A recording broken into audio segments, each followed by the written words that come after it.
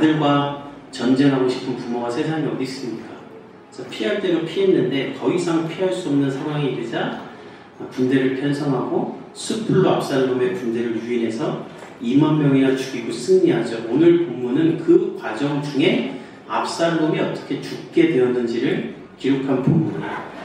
압살롬이 어떻게 죽었는지를 더 자세하게 기록한 이유는 지난번 말씀드린 대로 이 전쟁은 다윗이나 압살롬이 죽어야 끝나는 전쟁이기 때문에 이 이야기를 더 길게 기록한 것입니다. 우리 9절에서 10절 한번 읽어봅시다.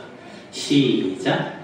압살롬이 다윗의 부하들과 마주치니라. 압살롬이 노새를 탔는데 그 노새가 큰 상수리 나무 건성한 가지 아래로 지날 때에 압살롬의 머리가 그 상수리 나무에 걸리매 그가 공중과 그 땅 사이에 달리고 그가 탔던 노새는 그 아래로 빠져나간지라.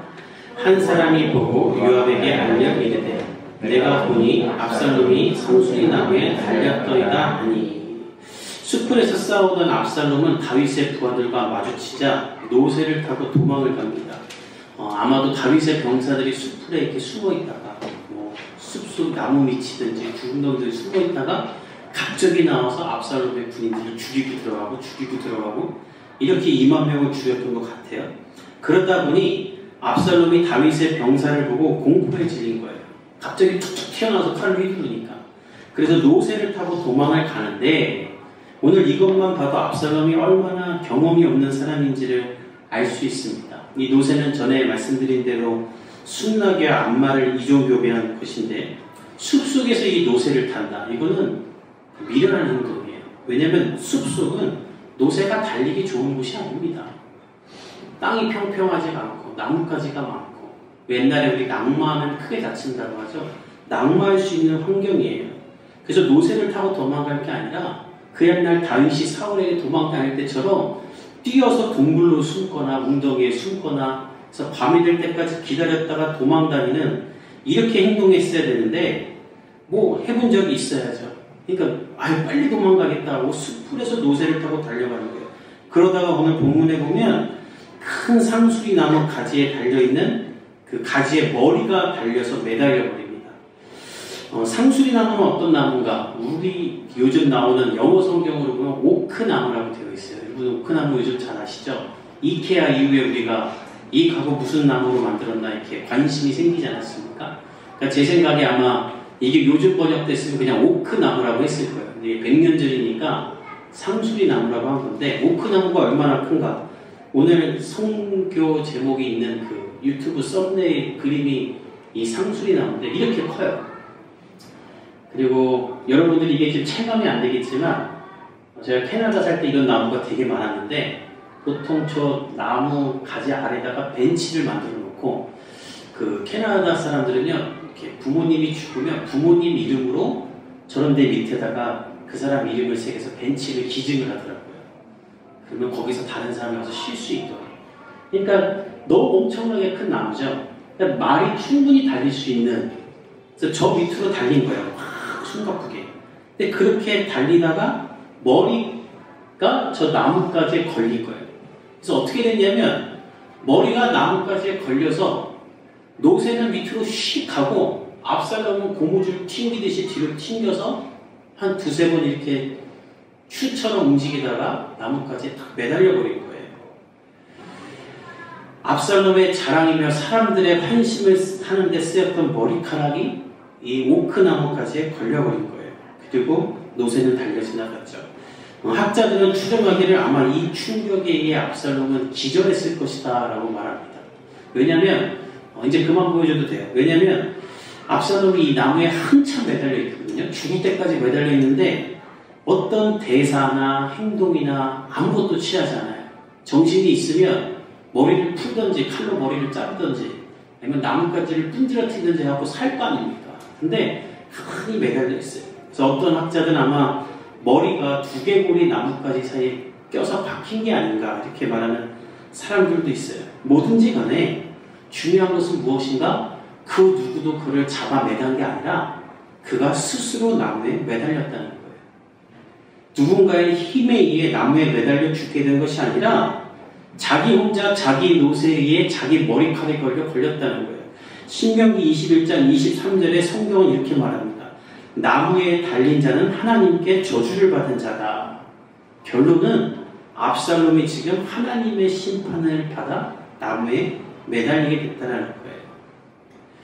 제가 지난주에 여러분들에게 좋으신 하나님에 대해 이야기했습니다. 하나님을 오해하지 말고 좋으신 하나님을 만나길 바란다. 근데 그래놓고 오늘 또 심판하신 하나님을 말하니까 다른 하나님을 말하는 것과 싶겠지만 오늘 본문 역시 하나님이 좋으신 하나님을 말하는 거예요. 심판하시는 하나님은 여러분 무서운 하나님이 아니라 좋으신 하나님을 뜻합니다. 우리가 어렸을 때부터 이걸 잘못 들었어요. 너 나중에 심판받아 지옥 간다 이렇게만 들으면서 하나님을 심판하시는 하나님을 무섭게 여기는데 여러분 이 세상 가운데 우리가 분노하는 이유가 무엇입니까? 올바른 심판이 이루어지지 않기 때문이죠. 정의와 공의대로 심판되지 않고 악인이 춤을 추고 돈 있으면 살고 돈 없으면 감옥 간다는 말이 있을 정도로 공의가 없지 않습니까? 하나님은 이런 세상 가운데 분명하고 정확하게 심판하시는 하나님이라는 거예요. 그래서 하나님을 믿고 예배하는 사람은 높이시고 악인은 잘 되는 것 같지만 압살롬처럼 이렇게 분명하게 하나님이 벌을 내리신다는 거예요. 우리 하나님 좋으신 하나님인 줄 믿습니다. 그래서 이 하나님을 통해 우리가 해야 될 것은 무엇인가? 저와 여러분이 이 세상 가운데 기도하는 사람이 되어야 된다는 거예요. 여러분 세상 사람들과 우리 기독교인의 차이가 뭔지 아세요? 세상 사람들은 심판하는 하나님을 믿지 못하기 때문에 분노가 있어요. 아니 왜 세상이 이 지경이지? 대통령은 왜 똑바로 안 하지? 검사 판사들 왜 이 모양이야?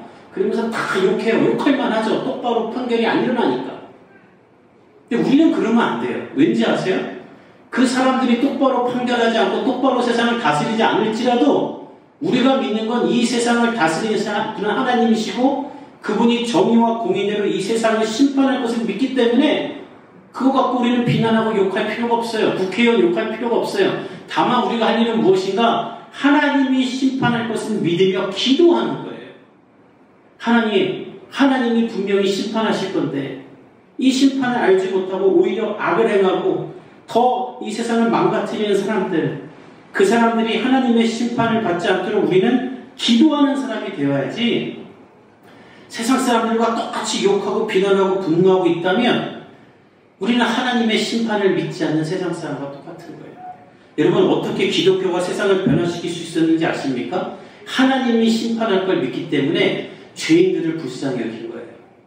저 사람 저렇게 있다가 하나님 심판받을 텐데 저 사람 저러다가 지옥 가는데 그 사람이 불쌍한 거예요.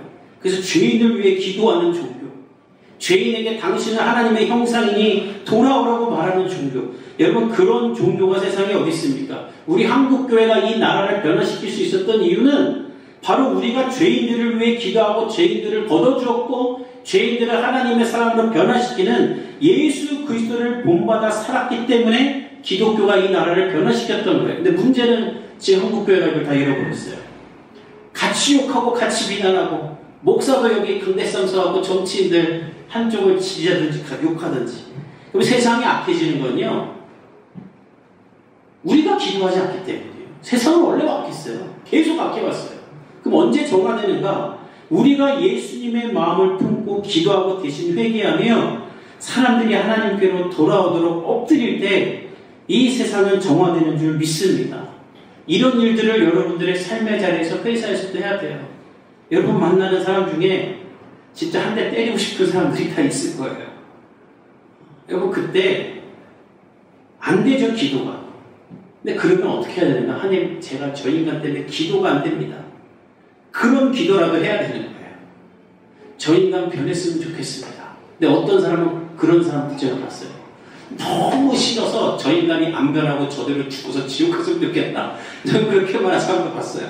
인간의 마음이니까 이해할 수 있죠. 그러면 하나님 제가 저 사람 긍휼히 여기게 해주세요. 이런 기도라도 해야 되는 거예요. 안타까운 건 압살롬에게 그런 사람이 없었던 거예요. 그러니까 스스로 나무에 머리가 달리게 되는 것입니다. 저주를 받은 것이죠. 그러면 하나님은 왜 압살롬을 심판하셨는가? 그 심판의 이유 역시 9절에 다 있는데 오늘 9절에는 오크나무, 머리카락, 노새 이 세 가지가 그가 심판받는 이유를 다 내포하고 있습니다. 하나씩 볼 건데 첫째, 상수리 나무는 이 이스라엘에 있어서 아주 큰 영적인 의미가 있는 나무입니다. 하나님께서 최초의 아브라함을 부르셔서 넌 내가 지시할 땅으로 가라. 내가 너를 큰 민족을 일으키게 라고 명령하시죠. 그래서 아브라함이 본토 친척 아비의 집을 떠나 처음으로 도착했던 곳이 세겜 땅의 상수리 나무 아래예요. 거기서 하나님을 만나요.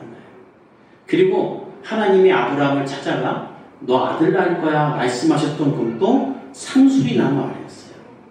또 야곱이 베델에서 하나님을 만나게 되자 자기가 데리고 있던 모든 가족과 식솔들에게 우리 이제 하나님만 섬겨야 되니 모든 우상들을 다 끌고 와서 묻자라고 했던 것도 상수리 나무 아래였고, 여호수아가 죽기 전에 모든 백성들을 모아놓고 너희들 하나님만 섬기며 하나님의 약속만 바라보며 말씀을 지키라고 율법과 제도를 제정한 것도 상수리 나무 아래였고, 기도원이 하나님의 사자를 만난 것도 상수리 나무 아래였어요. 그러니까 이 상수리 나무는 뭘 뜻하냐면 오크 나무는 하나님의 약속을 받는 것, 하나님의 사람이 선택되어지는 곳, 하나님의 능력과 힘을 얻는 곳을 상징하는 거예요. 근데 압살롬은 이 오크나무 아래에서 하나님을 만나고 하나님에 대해 생각을 하지 않고 오크나무가 상징하는 이 권력만 취하려고 했던 사람이에요. 자기의 머리카락과 노새를 가지고. 여러분 기억하시죠? 압살롬이 사람들의 환심을 어떻게 삽니까? 성경이 말하길 그는 머리가 너무 아름답다. 머리숱이 많았다. 당신은 머리숱 많은 게 미남이었죠. 이 자신의 외모 그리고 친절을 가장한 그것으로 사람들의 환심을 사지 않습니까? 그 머리카락이 상수리 나무에 매달려 죽게 되는 거예요. 그리고 그것에 쓰임받은 노새는 어떤 의미인가? 이 노새는 제가 지난번에도 말했지만 하나님이 엄격히 금지했던 이중교배의 상실입니다. 하나님께서 다른 동물끼리 교배하지 말라고 말씀하셨어요. 이게 세상을 무너뜨리는 거죠. 막 다른 이게 자연이 질서 가운데 살아야 되는데 이걸 막 교배를 하는 거예요. 왜 교배를 했냐면 말은 너무 훌륭한데 다루기가 어렵고, 당나귀는 다루기도 쉽고 좀 오래 사는데 얘는 좀 멍청해. 그래서 얘네를 섞으면 좋겠다 싶어서 섞였대요. 그래서 지금도 미국에서는 이걸 섞는답니다. 일부 사람들이. 근데 그들이 말하기를 이 노새가 말보다는 인내심이 강하고 강인하고 수명이 길고 당나귀보다는 덜 완고하다. 아까 결론은 말보다 키우기 편하고 똑똑하다는 거예요. 근데 과학자들이 말하기를 과학적 근거가 전혀 없대요. 그냥 키우는 사람들이 하는 말이라는 거예요. 부모들이 아무 근거 없이 우리의 천재인 것 같아 이렇게 말하는 것처럼 노새가 좋아 이렇게 했던 거예요. 그러니까 하나님이 하지 말라는 이 노새를 압살롬이 왜 타고 다녔는가? 하나님을 무시하는 사람이라는 걸 뜻하는 거예요. 하나님을 무시하고 자기 머리카락을 믿어서 상수리 나무의 권력을 취하고자 했던 압살롬이 자기 노새와 자기 머리카락에 그 상수리 나무의 권력 매달리게 된 거예요. 이게 곧 하나님께 저주를 받은 것이라는 것이죠. 이 본문이 우리에게 무엇을 말하는가? 나의 능력, 나의 자랑, 나의 욕구를 가지고 이 세상 가운데 뭘 얻으려고 살지 말라는 거예요. 여러분 오늘 이 본문을 통해 저와 여러분이 압살롬 같은 모습이 있지는 않은가 우리 한번 돌아보길 바랍니다. 내가 갖고 싶은 건 무엇인가? 나는 무엇을 위해 살고 있는가? 그리고 그것을 얻기 위해 나는 무엇을 가지려고 하는가? 무엇을 믿고 살고 있고 무엇을 믿고 미래를 준비하고 있는가? 나 자신을 믿고 살지 있진 않은가? 여러분 그렇다면 결국 압살롬처럼 머리카락과 노새를 추구하다가 상수리 나무에 걸려 저주를 받게 되는 거예요. 안타까운 것은 이 시대 가운데 압살롬과 같은 사람들이 너무나 많습니다. 전 여러분들이 압살롬을 보며 압살롬의 길에서 돌이킬 수 있기를 예수님의 이름으로 축복합니다. 그리고 누구의 길로 가야 되는가? 오크나무 아래에서 하나님의 약속을 받은 사람들의 길로 가기를 예수님의 이름으로 축복합니다. 그들과 압살롬의 차이는 딱 하나예요. 압살롬은 나를 위해 살았고 하나님께 선택받은 사람들은 하나님을 위해 살았던 거예요. 하나님을 위해 사는 사람을 하나님이 왜 안 지켜주고 왜 능력을 안 주고 왜 복을 안 주겠습니까? 근데 나를 위해 살면서 나의 것을 가지려는 사람은 하나님과 상관없는 삶을 사는 거예요. 전 여러분의 인생이 아브라함이 하나님을 만난 그 상수리 나무 아래로 들어가기를 예수님의 이름으로 축복합니다. 그 구체적인 방법이 무엇인가? 바로 예배예요. 그래서 여러분의 삶이 매일매일 하나님 앞에 예배하며 하나님을 의지하는 삶이 되기를 예수님의 이름으로 축복합니다. 압살롬은 여기에 실패해 나무에 매달려 저주를 받게 돼요.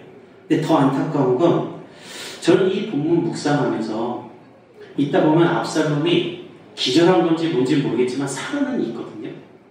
왜 하나님이 심판을 하시되 그냥 죽이지 왜 나무에 매달려서 살려두셨을까?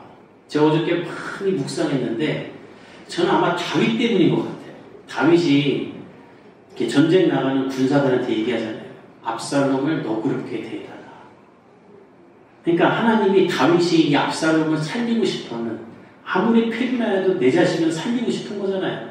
그 마음을 아시고 죽이진 않고 매달아 놓으셨던 거예요. 왜? 한 번 더 기회를 주는 거예요. 회개할 수 있는 기회. 그러니까 하나님의 심판이니까 하나님이 결정하시는 거죠. 근데 이 하나님의 결정을 무너뜨리는 압살롬 같은 한 사람이 또 나타나요. 바로 요압인데 우리 10절에서 13절까지 한번 읽어봅시다. 시작. 한 사람이 보고 요압에게 알려 이르되 내가 보니 압살롬이 상수리 나무에 달렸더이다 하니 요압이 그 알린 사람에게 이르되 내가 보고 어찌하여 당장에 쳐서 땅에 떨어뜨리지 아니하였느냐. 내가 내게 은 10개와 띠 하나를 주었으리라 하는지라. 그 사람이 요압에게 대답하되 내가 내 손에 은 1000개를 받는다 할지라도 나는 왕의 아들에게 손을 대지 아니하겠나이다. 우리가 들었거니와 왕이 당신과 아비새와 이때에게 명령하여 이르시기를 삼가 누구든지 젊은 압살롬을 해하지 말라 하셨나이다. 아무 일도 왕 앞에는 숨길 수 없나니 내가 만일 거역하여 그의 생명을 해하였더라면 당신도 나를 대적하였으리라 하니. 오크나무에 걸려있는 압살롬은 어떠한 다윗의 병사가 보게 됩니다. 근데 그 병사는 압살롬을 보고 아무 조치를 취하지 않아요. 살리지도 죽이지도 않아요. 그리고 그냥 요압에게 달려가 보고만 합니다. 압살롬이 나무에 달려있어요. 이 사람은 왜 아무것도 안 하고 압살롬이 죽으면 끝나는 전쟁인데 왜 죽이지도 않고 요압에게 가서 보고만 했는가? 이 사람이 아주 지혜롭고 신중하고 하나님을 경외하는 사람이기 때문이에요. 본문에 나와 있는 대로 지난주에 다윗이 젊은 압살롬을 너그럽게 대해달라 말했었죠. 다 듣게 말했어요. 이 병사는 그 말을 기억하고 있는 거예요. 아, 잡기는 잡아야 되는데 죽이지 말라니까 내버려 둬야겠다. 이거 하나님이 심판한 거구나. 살렸다가는 적을 살려주는 사람이 되어 처형당할 수도 있고 죽였다가는 다윗의 명령을 어긴 사람이 될 수 있으니 그냥 아무 조치도 안 하고 요압에게 보고한 거예요. 그러니까 우리 시대로 말하면 정말 낄끼 빠빠 분수를 제대로 하는 사람인 거예요. 저는 여러분이 이런 능력을 갖고 있길 예수님의 이름으로 축복합니다. 특히 사회생활 하면서 싸움에 끼어드는 사람 되지 않길 바랍니다. 여러분 끼어들어서 정의를 발휘할 때가 있고 끼어들지 말아야 될 때가 있어요. 잠언에 다툼에 참여하는 자는 개의 귀를 만지는 자와 같다라는 구절이 있어요. 개의 귀를 만지면 어떻게 되는지 아십니까? 물려요. 함부로 다툼에 끼어들지 말라는 거예요. 이 사람도 마찬가지예요. 이건 내가 판단할 게 아니다. 그래서 자신의 자의적으로 아무 행동도 취하지 않고 그냥 요압에게 말한 건데 요압은 듣자마자 말해요. 너 왜 아무 일도 안 했냐?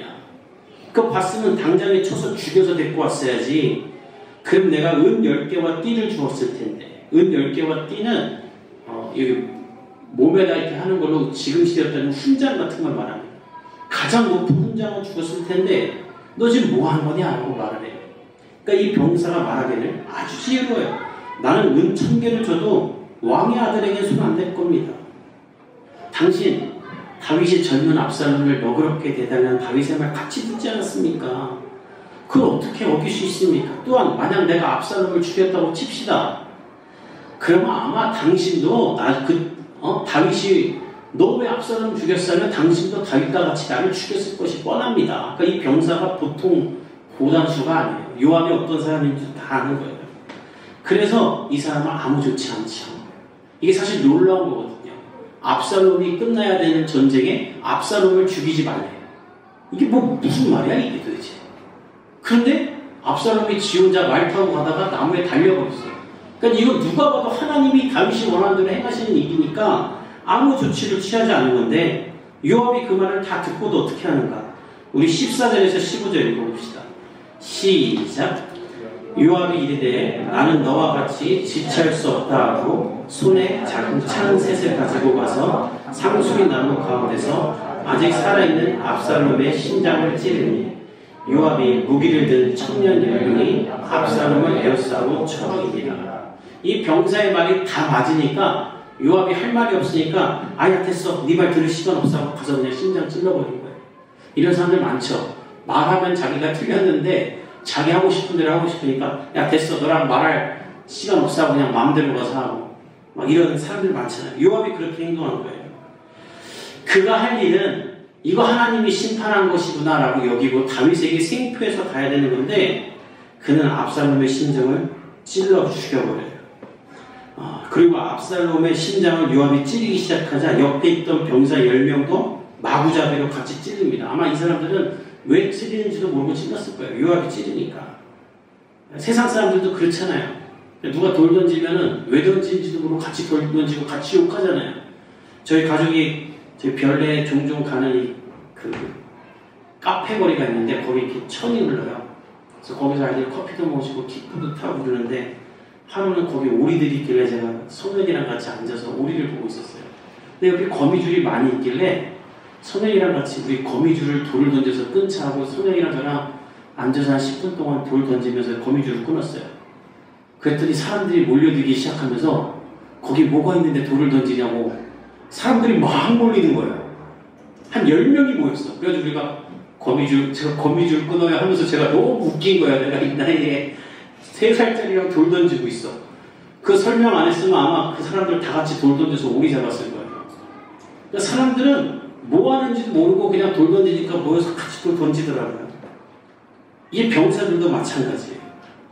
그냥 왜 죽여야 되는지도 몰라요. 죽일 이유도 없어요. 근데 요압이 찌르니까 같이 찔러버려요. 그러니까 요압은 왜 죽였는가? 요압은 압살롬에 대한 분노가 가득한 것입니다. 여러분 우리가 이전에 들었던 설교를 한번 잘 기억해 보세요. 압살롬을 이스라엘로 데려온 사람이 요압이었죠. 압살롬이 형을 죽이고 외할아버지의 나라로 도망가서 3년을 살 때 다윗이 압살롬을 그리워하자 요압이 가서 압살롬을 데려와요. 다윗을 위해. 근데 다윗이 압살롬을 안 만나주니까 압살롬이 열받아서 요압의 밭에 불을 지릅니다. 그러니까 요압이 깜짝 놀라서 압살롬에게 오니까 압살롬이 뭐라고 하냐면 이럴 거면 나 왜 데려왔냐. 아버지가 날 만나주지도 않는데 차라리 죽이려라 그래요. 그래서 요압이 다윗과 압살롬을 또 화해시켜서 만나게 해요. 그러니까 다윗과 압살롬 사이에서 너무 노력했던 게 이 요압인데 나는 다윗과 압살롬 아버지와 아들이 화해하게 하려고 정말 내가 안 시킨 일 열심히 했는데 이 압살롬 이놈 자식이 전쟁 일으켜서 나라 두둥강 만들고 도망자로 만드니까 열받은 거예요. 우리도 그렇잖아요. 회사든 가정이든지 간에 어떤 분란이 있고 어려움이 있을 때 그 가운데서 이게 해결해 보려고 막 노력하고 애도 쓰는데 다 허사가 되고 엉망이 되면 열받지 않습니까? 요압도 열받아서 그렇게 찔러 죽인 거예요. 그리고 어떻게 하는가? 바로 나팔을 붑니다. 전쟁 끝내자. 압살롬 죽었다. 이제 전쟁 그만하자. 이 새끼를 지금 죽여야 얘 나중에 또 어떻게 될지 몰라요. 또 전쟁 일으킬지 모르는 놈이야. 그러니까 이놈 내가 죽이고 나도 그냥 끝내겠다고 죽인 거예요. 우리 16절에서 18절 읽어봅시다. 요압이 나팔을 불어 백성들에게 그치게 하니 그들이 이스라엘을 추격하지 아니하고 돌아오니라. 그들이 압살롬을 옮겨다가 그 위에 매우 큰 돌무더기를 쌓으니라. 온 이스라엘 무기가 각기 장막으로 도망하니라. 압살롬이 살았을 때 자기를 위하여 한 비석을 마련하여 세웠으니 이는 그가 자기 이름을 전할 아들이 내게 없다고 말하였습니다. 그러므로 자기 이름을 기념하여 그 비석에 이름을 붙였으며 그 비석이 왕의 골짜기에 있고 이제까지 그것을 압살롬의 기념비라 일컫더라. 요압은 압살롬이 죽자 나팔을 불고 전쟁을 끝납니다. 그러니까 사람들은 그 즉시 다 자기 장막으로 가요. 그러니까 다 싸울 이유 없이 싸웠던 거예요. 다윗하고 압살롬 때문에. 근데 더 안타까운 일은 무엇인가? 압살롬 곁에 아무도 없어요. 그래서 요압은 압살롬을 어떻게 장례를 치르는가? 본래 왕의 아들이라면 그에 맞는 예식을 갖추며 장례를 치러줘야 되는데 요압은 숲을 속에 있는 큰 구덩이에 압살롬의 시체를 던지고 병사들에게 돌을 쌓으라 그래서 매우 큰 돌무더기를 쌓습니다. 저는 왜 이렇게 했을까 추측해보면, 만약에 요압이 압살롬의 시체를 가지고 다윗에게 갔잖아요. 전 그러면 다윗이 요압을 죽였을 것 같아요. 왜냐하면 부검할 거 아니에요. 그러면 심장을 찔렀으면, 심장이 찔리면 무조건 죽는 거 아닙니까? 근데 심장을 찔렀는데 나머지 병사 10명이 한 번씩만 찔렀어도 몸에 난 칼자국이 몇 개예요? 10몇 개. 2번씩 찔렀으면 20개, 3번씩 찔렀으면 30개예요. 다윗이 그거 가만히 있겠어요? 너 내가 해 너그럽게 대단하는데 이게 지금 뭐냐? 요압과 그의 병사를 아마 다윗이 처단했을 거예요. 그것을 알고 이 간사한 요압이 이 시체 가져가면 우리 죽는다 하고 돌구덩이에 던지고 거기다 돌무더기를 쌓은 거예요. 그리고 나중에 압살롬이 만들었던 자기 비석, 나는 자식이 없어 내 이름을 이어갈 사람이 없으니 내가 죽으면 비석이라고 생각했다고 또 비석을 만들어놨어요. 그래서 그 비석만 딱 세워놓고 압살롬의 인생이 끝납니다. 여러분, 이 압살롬의 이야기가 우리에게 주는 것이 무엇인지 아십니까? 압살롬의 인생을 보면 그는 수단과 방법을 안 가지고 자기가 갖고 싶었던 왕위를 취하려고 해요. 다 될 것 같았어요. 근데 결국 이렇게 허망하게 끝나요. 여러분, 다윗을 보십시오. 다윗은 죽을 것 같은 인생이에요. 근데 안 죽어요. 몇 번을 쫓겨다니는데도 계속 왕으로 돌아와요. 이거 우리 시대로 정리하면 될 것 같은데 안 되는 사람이 있고 안 될 것 같은데도 되는 사람들이 있죠. 행복하지 않을 조건이 없는데 행복하지 못하게 사는 게 있는가 하면 다른 사람보다 다 없는데도 행복하고 아름답게 사는 사람이 있어요. 벌면서 맨날 없다고 말하며 인색하고 가난한 사람이 있고 없는 중에도 풍요롭게 사는 사람이 있어요. 왜 다윗과 압살롬은 이런 차이를 만드는가? 그 이유는 딱 하나예요. 하나님이 있냐 없냐입니다. 전 여러분의 인생에 하나님이 있음으로 말미암아 하나님이 여러분을 붙잡으시고 하나님의 섭리가 여러분의 삶 가운데 끊어지지 않기를 예수님의 이름으로 축복합니다. 시편 37편 22절 24절에 이렇게 말합니다. 우리 한번 같이 자막을 통해 읽어봅시다. 시편 37편 22절에서 24절 시작. 주의 복을 받는 자들은 땅을 차지하고 주의 저주를 받는 자들은 끊어지리로다. 여호와께서 사람의 걸음을 정하시고 그의 길을 기뻐하시나니 그는 넘어지나 아주 엎드러지지 아니함은 여호와께서 그의 손으로 붙드심이로다. 아멘.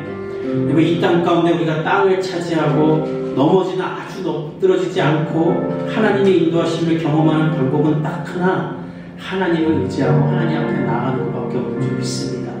돌아오는 한 주 그 하나님과 함께 승리하십시오. 모든 계획마다 하나님을 의지하며 하나님의 인도하심을 구하십시오. 내가 하고 싶은 것을 얻기 위해 머리카락과 노새를 사용하지 말고 하나님의 말씀 위에 사십시오. 이 세상 가운데 살면서 넘어질 수 있지만 하나님께서 여러분을 붙드심으로 아주 엎드려지지 않게 하실 줄 믿습니다. 우리 시간에 함께 기도합시다.